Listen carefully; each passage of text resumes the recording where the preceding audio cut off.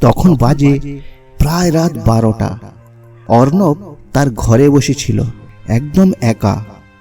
তার টেবিলের উপর ছড়িয়ে ছিল কয়েকটা পুরনো ডায়েরি আর অনেকগুলো ব্যর্থতার গল্প। সে বসে বসে তার নিজের জীবনের হিসেব কষছিল। স্কুলে সে ছিল সবার সেরা। কলেজ টপ করবার পর তার স্বপ্ন ছিল বড় কিছু করবার। কিন্তু আজ তার বয়স প্রায় 40, কিন্তু আজও সে তার জীবনে তেমন কিছু করতে পারেনি। আজ তার জীবনটা যুদ্ধে হেরে যাওয়া সেই সৈনিকটার মতো, যে একসময় বিশ্বজয়ের স্বপ্ন দেখেছিল।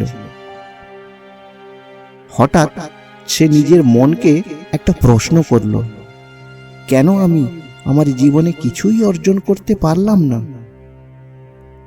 কিসের অভাব ছিল আমার মধ্যে? আমি তো ছাত্র জীবনে সবার চেয়ে এগিয়েই ছিলাম, তবে কেন এমন হলো? কিছুক্ষণ সে তার কেটে যাওয়া দিনগুলোকে নিয়ে ভাবল। তারপর সে মনে মনে নিজেকে নিয়ে হাসল আর ভাবল, হয়তো এটাই আমার ভাগ্যে ছিল।